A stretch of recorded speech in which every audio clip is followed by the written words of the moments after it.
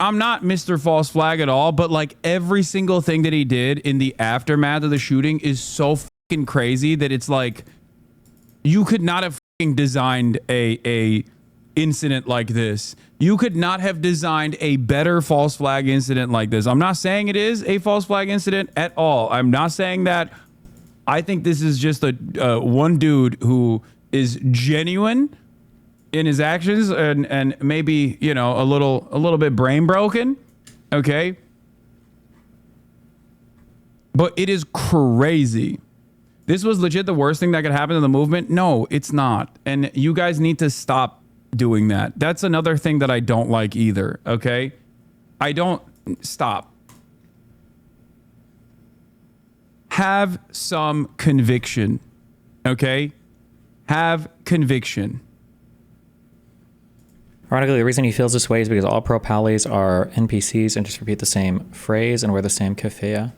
Like, if we really truly believe there is a genocide going on and nobody's doing anything about it, and there's an Israeli embassy, like this is, if anything, were these people targeted were they like embassy workers? Like, wouldn't this literally be the exact type of terrorist activity that these guys would want to put pressure on the genocide? People living in the West have the most power over anyone else in the world to stop the genocide. We are living in the belly of the beast. We have direct geographical, physical access to the politicians, the propagandists, the weapons companies, and the supply chains that are facilitating this genocide. Protesting is great. We should keep doing that. But also, you know, I feel like we have to be honest with ourselves. 17 months in, and what is protesting actually accomplished? He removed this, I think, from his video after Lonerbox went over it. If we want this genocide to stop, it's time to escalate. That's all I'm saying. So anyways, yes. See, you can lay it out very easily, one sentence at a time.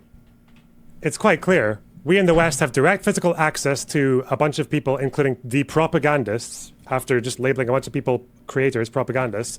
What does protesting achieve? Well, some things, but, you know, overall, basically nothing. If we want this to stop, we need to escalate. That's all I'm saying. I'm sorry. If you had a clear vision for what needs to be done to stop the genocide, you would say it because you want to direct your audience into something fruitful. Unless the thing you want your audience to do is against TOS, criminal, violent, etc. He's calling for people to do something that he is too cowardly to say himself. He's calling for people to Your do Honor, dirty work for him. That's what this is. It is. The shooter was definitely in violation of US TOS. We need to do something about it. Unambiguously a call for violence, okay? I'm sorry. And he doesn't want to spoil his cute little life. He doesn't want to his income and ruin the little cushy career that he... Do you have a footrest? No, not on Thursdays, because your mom usually works from Thursday through Sunday, so... He's got a hold of. He doesn't want to do that. He wants other people to fuck up their lives and get thrown in jail or whatever else for him. He wants other people to be Luigi or fucking, what's his face, Aaron Bushnell or whoever else. And it's interesting that he said propagandists, because that might actually encompass the people that he's just spent the entire video calling genocide defenders. Based. Live update. Suspect charged with murder and killings of 2 embassy aides. Federal prosecutors said they were investigating the shooting outside of a Jewish museum in Washington as a hate crime and possible act of terrorism. The suspect told police officers, "I did it for Gaza, he said. The FBI said. The suspect in the shooting deaths of 2 Israeli embassy employees in Washington was charged with first-degree murder and other crimes on Thursday, according to an FBI affidavit filed in federal court hours after federal agents in tactical gear descended on Mr. Rodriguez's Chicago home. Elias Rodriguez, 31, told officers he killed 2... Are they Israeli?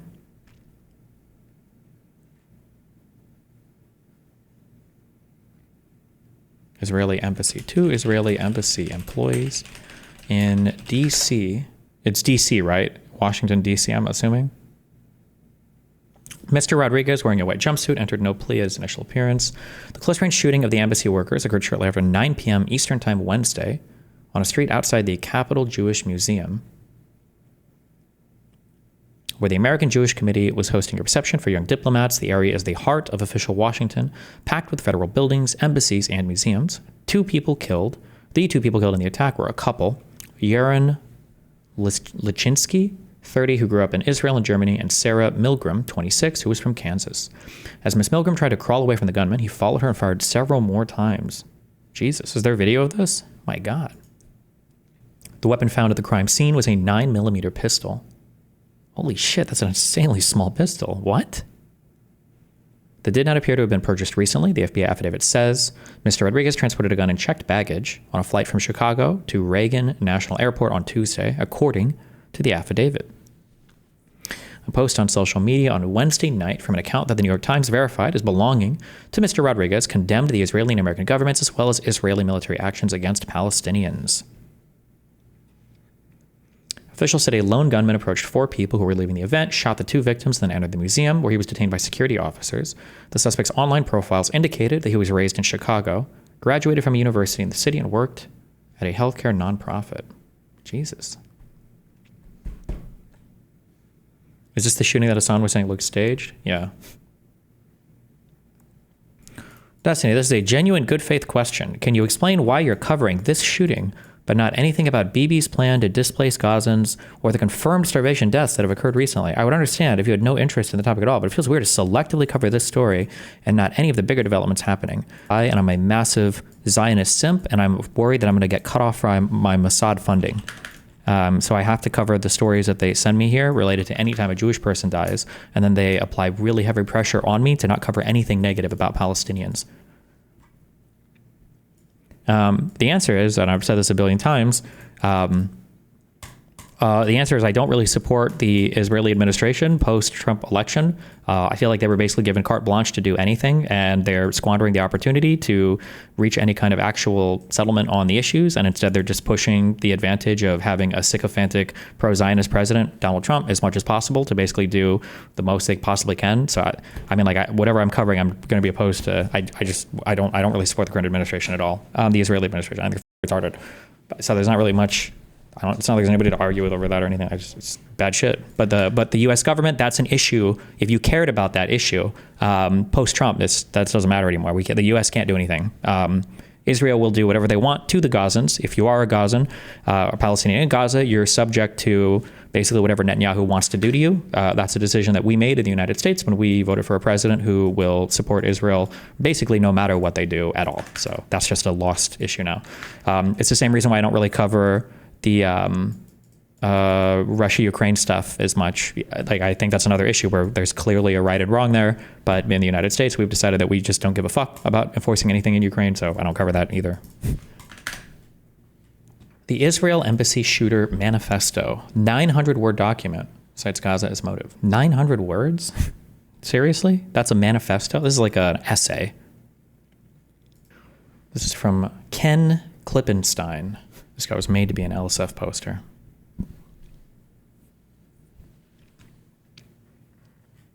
I've obtained the alleged manifesto written by Elias Rodriguez, suspect in the killing of 2 Israeli embassy staffers in Washington, D.C. on Wednesday.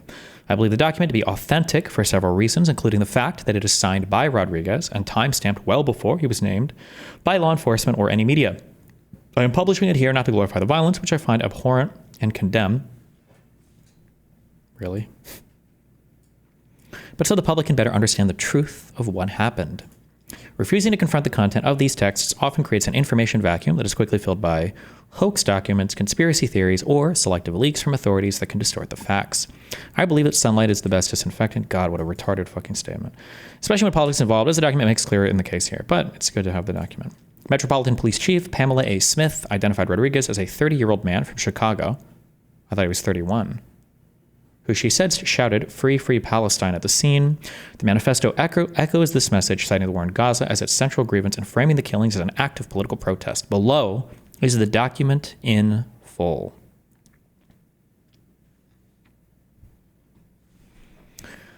Halantar is a word that means something like thunder or lightning. In the wake of an act, people look for a text to fix its meaning. So here's an attempt. Okay. The atrocities committed by Israelis against Palestine defy description and defy quantification.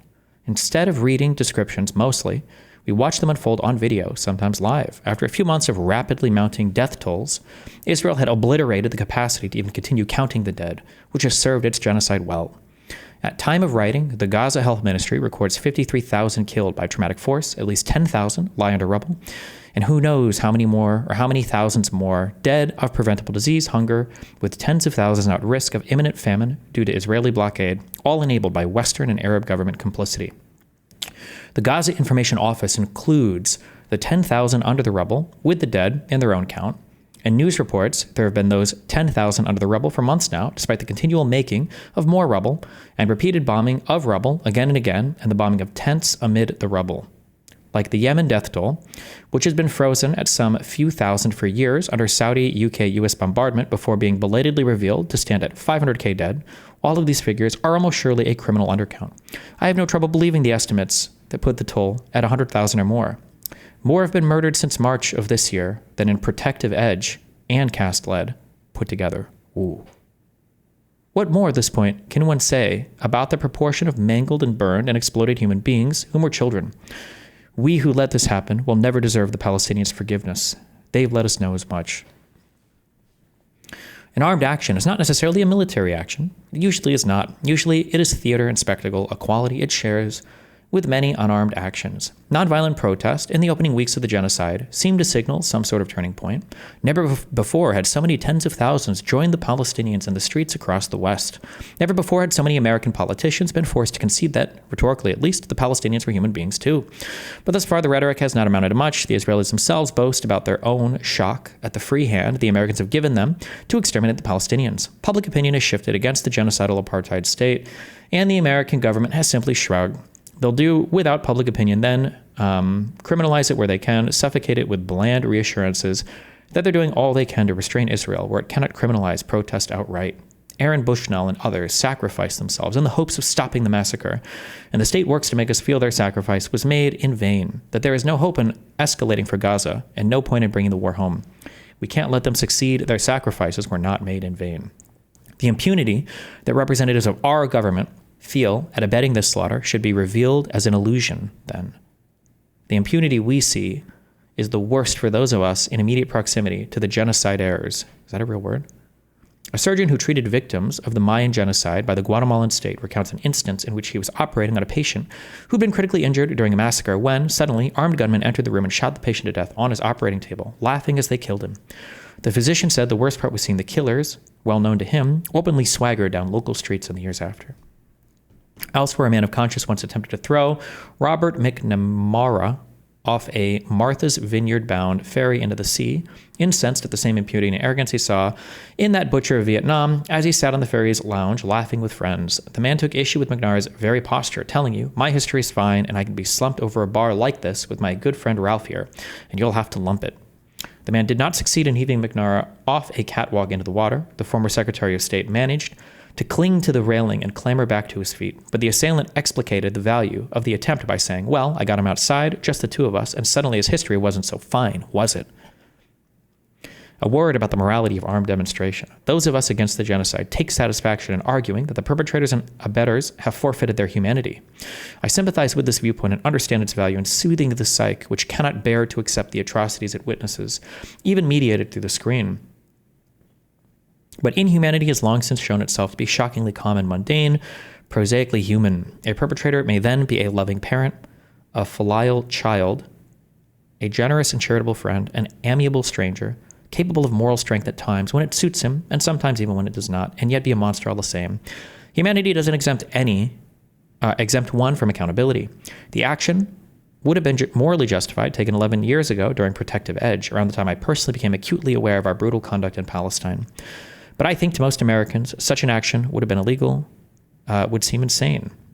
I'm glad that today, at least, there are many Americans for which the action will be highly legible and, in some funny way, the only sane thing to do.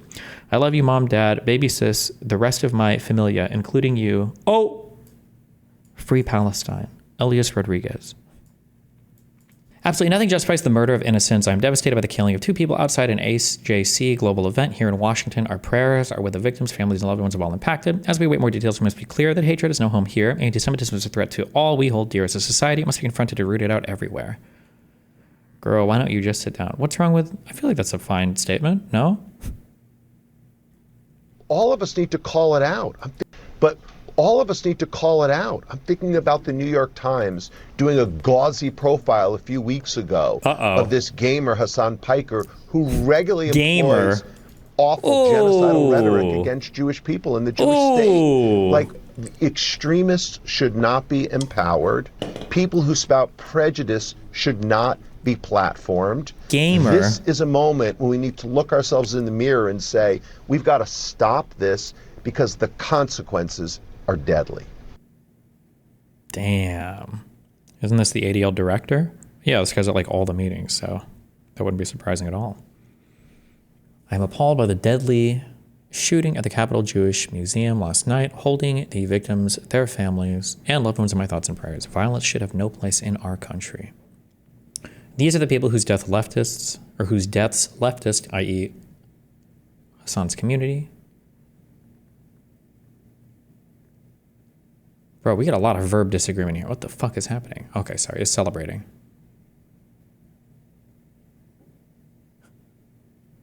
According to a witness, the event held at the Jewish Museum focused on humanitarian aid, raising questions such as, how can we meaningfully help both people? You guys post shit like this, but it's never enough for these guys. You understand that, right? That like when you say a Zionist peace activist, they're never like they're not peaceful enough for these people. So I don't know why or maybe it helps or normies, I guess. I don't know.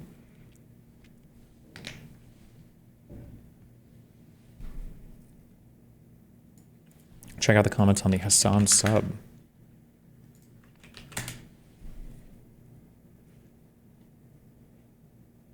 Did you see what Noah Samson said about them? Nope. Reminder, no Fed posting, chat. Watch all these pro-Israeli folks all of a sudden decide that assassinations are wrong now when they literally celebrated pager bombs and the murder of Arab and Iranian diplomats. What are the Arab and Iranian diplomats? Are they talking about the leaders of Hamas? Or is there somebody else that they're talking about here? And Soleimani, I guess, for when America did it. Also, pager bombs for Hezbollah?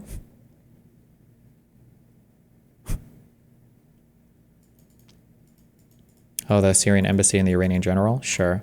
I feel like that's a far cry from citizens working at a museum or an embassy, just like random, like non-military, not even like hype and leadership, but okay.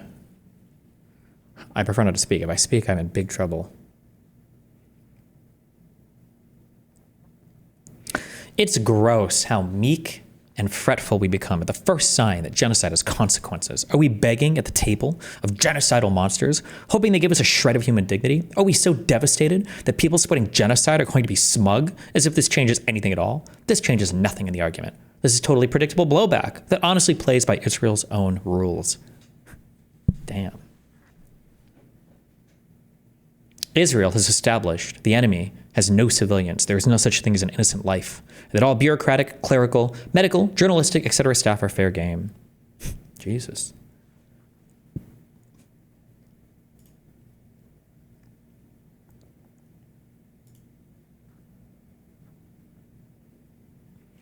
The assassination of the Nazi diplomat in Paris in 1938 by a Jewish person was used by the Nazis as the pretext for Kristallnacht. I'm sure the genocidal Zionist regime won't respond in a similar fashion, right? This is so... These comments and 56 upvotes show you like how totally disconnected from reality all of these people are. Like, it's actually kind of scary if you think about how completely unplugged. What more can Israel do that they haven't been doing already?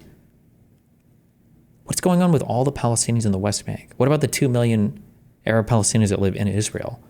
What about the millions of people that still live in the Gaza Strip? What, you think Israel is really doing maximum damage to all of these people? Like, it's so cringe. You can only do what Israel does for so long with no repercussions. What are the repercussions? So are all Jews fair game now? Or one of these people grew up in Israel and Germany. I'm assuming this is an Israeli citizen, right? And Sarah Milgram, who was from Kansas. Is that just an American Jew, or...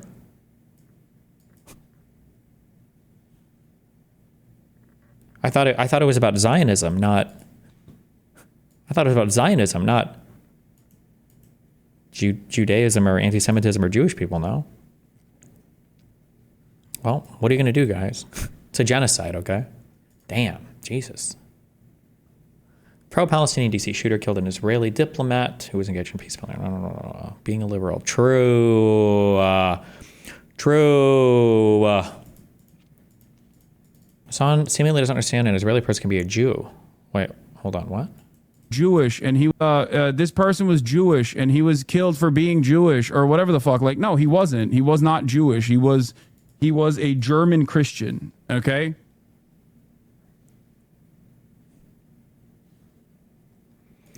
I can't tell. It's hard because Hassan mixes up like equal parts incredibly bad faith while also kind of being, or at least having to present himself as being really uninformed because the audience is largely uninformed.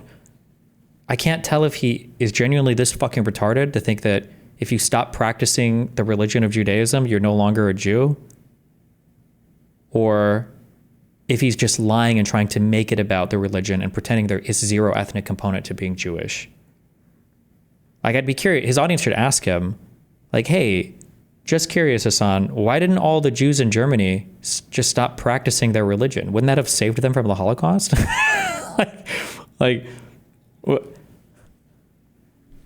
Why not just be like, oh, I'm Christian now? They'd be like, oh, today we're getting Rosenstein. Oh, no. He converted to Christianity now. He's cool. Oh, okay, cool. Mossad operation to deflect from 14,000 children being starved to death. The pro-genocide crowd. How are only 14,000 children being starved to death? Aren't there like over 1 million quote-unquote children in Gaza? Chunk when Israelis are the target. You can't do more harm to the Palestinian cause than by killing Israeli embassy staffers. It's obviously immoral. It makes the whole community feel unsafe. It's also deeply counterproductive because it allows people to frame the whole peace movement as violent, deeply stupid. I don't think this is the worst statement in the world now. I'm probably going to get jumped for this, but like, don't kill civilians, no matter who they were, especially not in a country that's looking for every reason to designate the Palestinian movement as a terrorist group. I support insert rights movement here, but I don't agree with the way they protest. God, that's so cringe. That's just my way of protesting, bro, is murdering civilians. Hell yes. Queen. The headline from WAPO right now. The killings of 2 Israeli embassy staffers amplify confusion felt since October 7th about where Jews belong. Pretty unhinged title to throw out there. Yeah? Yep. Not good. Wait. What do you mean? Waiting. What do you mean? What do I mean? Wait, read me that title again. Okay. The killings of 2 Israeli embassy staffers amplify confusions felt since October 7th about where Jews belong. Wait, why do you think that's... I understand why you think it's an unhinged title. I feel like it's a fair title. Oh. Okay. I think that there is like an awkward tension that's a decent point that like Israel is theoretically founded to be the like the safe space for Jewish people, but then what happens when some Jews around the world feel like Israel is engaged in actions that are making it more dangerous for some Jews around the world, or are Jews safe in like any country that's, you know, like if you're like in America, you'd imagine it would be, or should Jews be in, you know, like the Zionist paradise of Israel? So like that question of like, where do we belong or where do we go? Assuming that's what the article is about, and it's not just like a get rid of all the Jews article. That's what I'm assuming, you know. Is the idea that that Jews should have to assimilate essentially and not be able to have like any sort of gathering or culture? Like, because any gathering might get too large, and it's like, well, I want to be in this gathering now, and push that out. It's that they have to assimilate, probably not. I think that Jews are just, I think the special thing about Jewish stuff is that the culture has like parts of it that are very Western and then parts of it that are very not. So like like valuing secular education and all of like kind of the Western stuff, but being very insulated and not bringing other people in, I think causes like a very special type of hatred. Like imagine, imagine there's some hideous woman. It's like the free, yeah. Imagine it's like some hideous woman and she's sitting there and you're like, what's up? And she's like, what's up? And then imagine out of nowhere, she's like, I'd never fuck you. And you'd be like, well, I didn't even ask. I wouldn't even want you to, but I don't know why you would say that. And now I'm kind of triggered that you would say that. I feel like for Jewish people, the fact that they don't do any kind of proselytizing and they're very much like try to like maintain their culture from place to place, I think causes a lot of just weird feelings and resentment and everything else. So that they're not out there like, hey, you want to join our club? They don't really do the conversions on people and anything. So they end up just kind of like living as these kind of minority groups that don't grow much in these countries. And then it's just an easy group of people to castigate. Not castigate, reprimand. That's if you actually do a thing. To ostracize, I guess would be a better word. Just they're like the perfect, hey, let's blame these guys.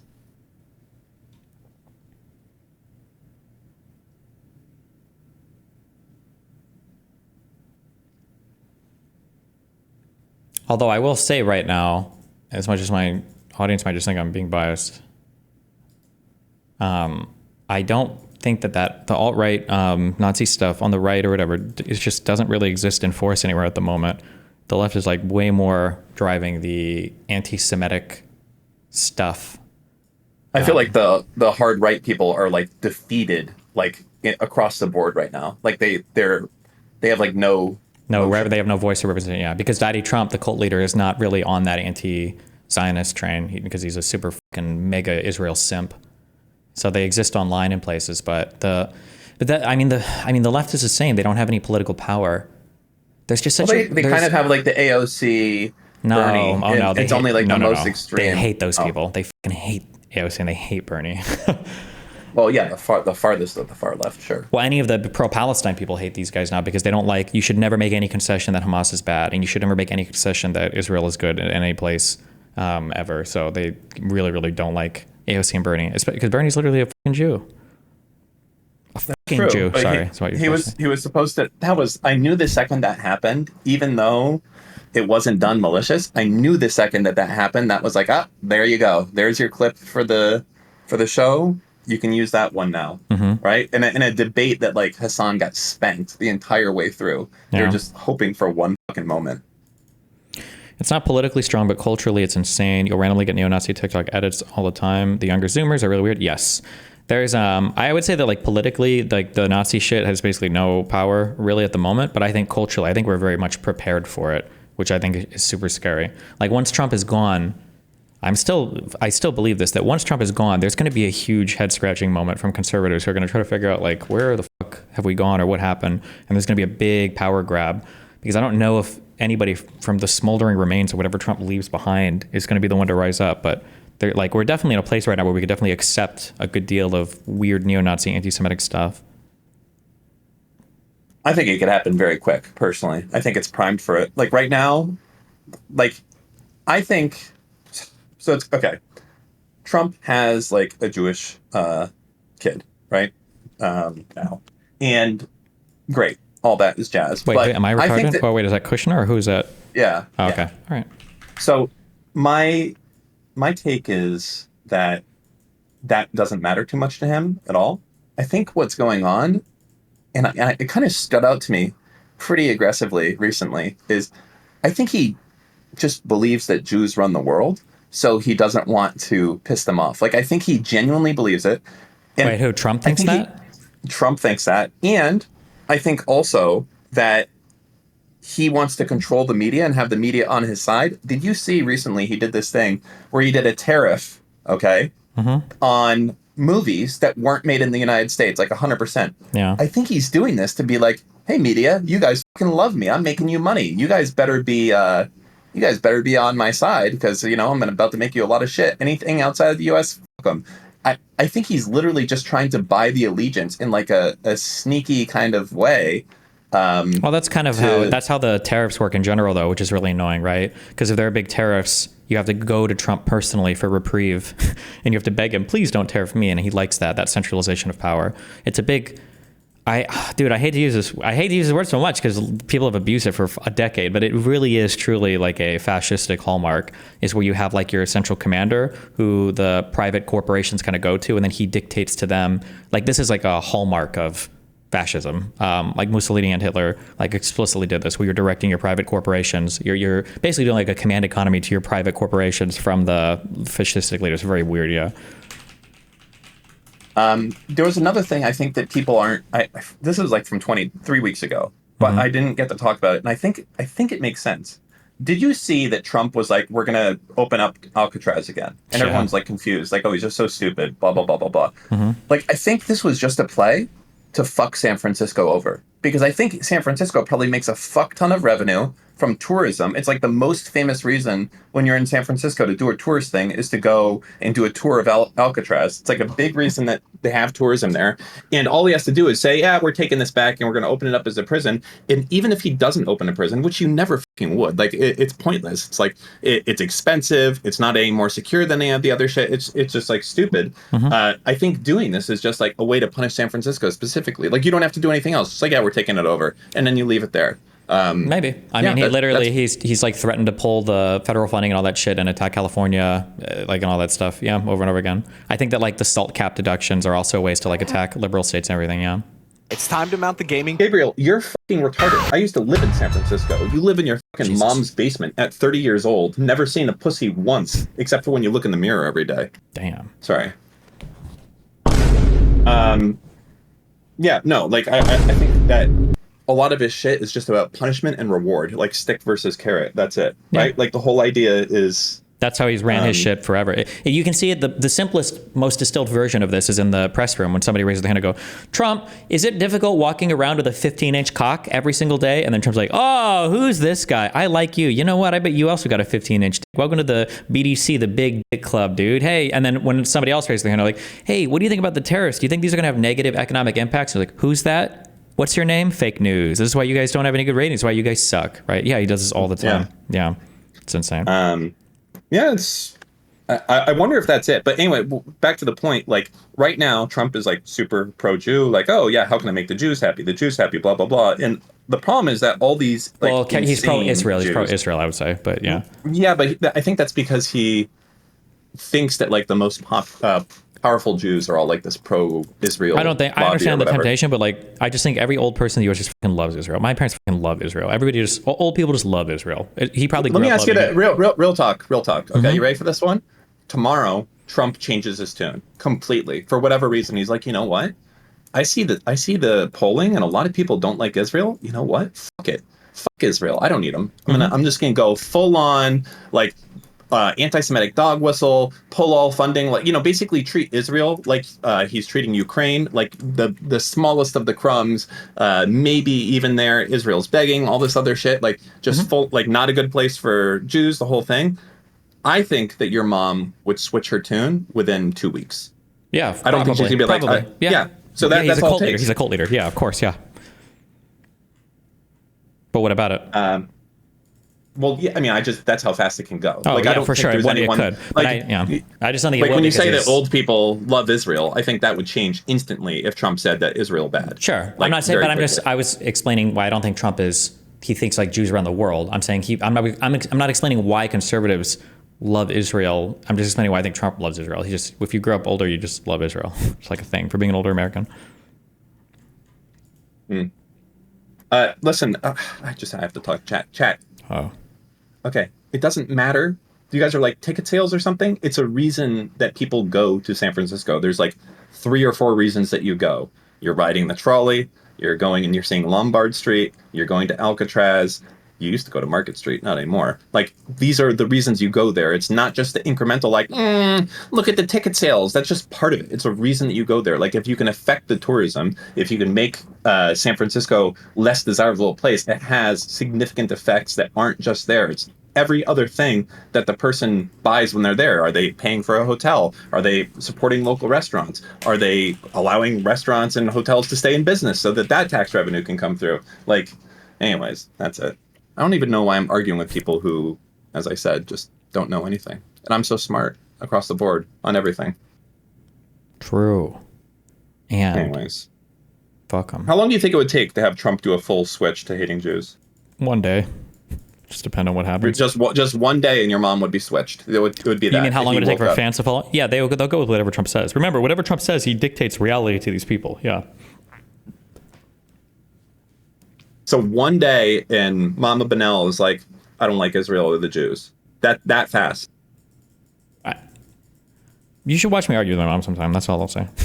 But you genuinely believe it, though? Like, if Trump came out today. Yes, I argued with my mom 3 weeks ago or whatever. I was at lunch with her. It was a friend of mine and my dad. And the Ashley Babbitt thing came up. And my mom believes that Ashley Babbitt was standing back near a wall when a Secret Service guy reached a gun through and shot her. And then I showed her the video, and she said, "Who posted it?" And I was like, "I don't know, Washington Post or New York Times." And she's like, "Well, these are fake news. I know what I saw." Like, yes, my mom would change her opinion immediately. These people don't believe reality. If you show them an actual video of reality happening, they won't believe it. If Trump came out, but keep in mind also, you have to keep in mind how it wouldn't be that Trump would come out and say, "I hate Israel, and you guys are all going to hate Israel." He would come out and he would say something along the lines of like the current leadership, Netanyahu, doesn't represent what Israel used to be, and it's not the real Israel that we know and love, and whatever is new there is bad, and that's what we should all hate. And then we're like, "Oh, true, okay, yeah," and that would be it, yeah. They would change it to be like, why are we sending billions to this country that does nothing for us and blah, blah, blah, blah, blah. And then that's it, right? Yeah, and they tariff us. It would be retarded shit like this, yeah. So that's the scary part, is I still think that could happen in an instant. And that's the danger, I think, of the Israel lobby cozying up so much so to Trump, thinking that they're permanently buying his loyalty or something like that. That if Trump is like a fucking cornered animal sometimes, and I feel like he feels like he's losing the momentum of the people, and all of a sudden a huge amount of people don't like him, or even Republicans are starting to not like him. I genuinely believe he'll start fucking throwing shit at the wall to see what works. You saw him walk back on the tariff thing when the Treasury yield started to change. That spooked the fuck out of him. Yeah. Yeah, I mean, who knows? That's all it's going to take, and then all of these people that have pushed to have Trump instead of Kamala are going to be like, oh, yeah, maybe we should have not gone full accelerationist, throwing Palestinian activists in jail. That probably wouldn't have. There probably could have been something better. But now they're full on the fucking they don't. I hate this type of thinking. It's it's full accelerationism, short-sighted, not looking at what happens if this one thing changes because of what you're doing. Right? And it's just, they're like, let me get what we can get now. So, are you talking about Israel or Trump? Trump. And the Israelis and how they're interacting with Trump. Yeah, true. Yeah. The Democrats will always try to shackle the admin, and then the Republicans basically let them do whatever the fuck they want. So, with midterms coming up, and I say coming up in a year, right? Mm-hmm. Think there'll be a single Democratic person that's elected? Or do you think it's going to be that every single Democratic seat that gets won has Pam Bondi and whoever else basically saying, no, this is fake. We're going to be redoing that and counting it ourselves. That type of shit. No, I don't think they can fuck with all the elections like that. It's just too many independent moving pieces. But we'll see. But I think they were so close last time, and they had 1/10 of the apparatus that they have right now. So close last time, what, for 2020? Yeah, for basically the Yeah, but that wasn't trying to fake votes. That was trying to change the electoral college votes. But now I think people are a little bit more onto that. I don't think they can run that scheme again, and changing all of the individual votes. For the way that they tried to rig it in 2020 is they were just saying the votes shouldn't count. We should just get to choose. Yeah, they'll do that again. They'll be like, listen, all of these could they try to do that? Oh, I mean, yeah, they're gonna be like, you didn't show up to vote, it does not count, right? That's they'll do an executive order. And you'll be like, what the fuck? You can't do an executive order saying you have to show up to vote. And they'll say, we just did, challenge us in court. And then it's going to take 6 months to go through the Supreme Court. And by the time it gets to the Supreme Court's going to say, well, this should have actually been handled on a state level. We're not in a place to do this. And then it goes back to the state level, and the state level people do it. And by the time it's decided, Trump's already been in power for a year and a half, and it's a null issue at that point. That's how I feel it's going to actually fucking play out, is that it just won't matter. I don't think so, but we'll see. You don't think he'll just do an executive order saying No, that? I don't think that would be way too much. It's too much too quick. I don't think so. We can bet on whatever you want though, but I don't think it'll happen. Has Trump got any pushback from just doing whatever he wants from executive action yet? Nope. Okay. Or wait, I mean, yeah, his shit is being wrecked by the courts. I'm thinking political pushback. Republicans will go along with him literally no matter what. What's the time frame it takes? Like, let's say hypothetically today, he says, I'm doing an executive order that says that, Cubans are dangerous, and especially those based out of Miami with the last name of Benel, and all of them, I'm directing the, because of the fentanyl crisis that's going on, the war on fentanyl, I'm directing the DHS to immediately revoke all of these people's naturalization. Even if they came here years ago, they can't be trusted, and I'm sending them out, and I'm doing that. How long would it take for that to run through the courts while this is happening in the meantime? Well, considering he's getting pushback doing this everywhere else, I don't know if I don't think he'd be very successful in that. I think he would get TRO'd immediately. Because their birthright, their naturalization thing, they're already like challenging that. Like, yeah. I'm scared because it feels like, yeah, he's going to get TRO'd right away. But like when you have like Pam Bondi and all these other people, I'd be like, we're not going to be listening to like smaller courts telling us what to do. We are the president. Your TRO, we are ignoring it. It does not matter. And then if it eventually does go to the Supreme Court, it seems like the one thing the fucking Supreme Court always does over and over and over again is they're like, we're not deciding this issue. We're just saying that this should have been decided here at this court and send it back to them. Like, it's like every fucking time. I mean, when they're forced to make a decision, though, they're coming down on him pretty hard, I think. So we'll see what happens. But it's too much too fast, I think, for that. They would have to do something else institutionally crazier. Man, what does happen the second that Dems, if they get the House? There's no chance they can get the Senate, correct? I don't know. I'd have to look at the map. I haven't actually looked at maps like that at all.